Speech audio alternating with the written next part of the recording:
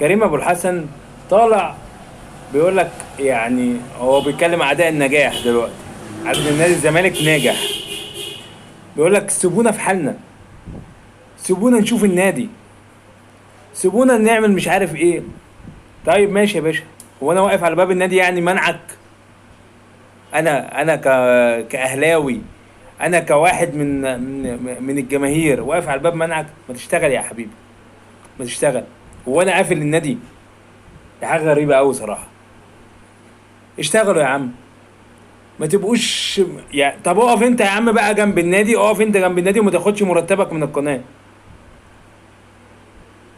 يعني بقى قبل ما تبقى يعني بتناظر على الناس، لا يا عم انت خليك انت الجدع وتنزل عن مرتبك، انت والحاشيه اللي قاعده جنبك، تنزلوا عن مرتباتكم اللي بتقبضوها من القناه، مش من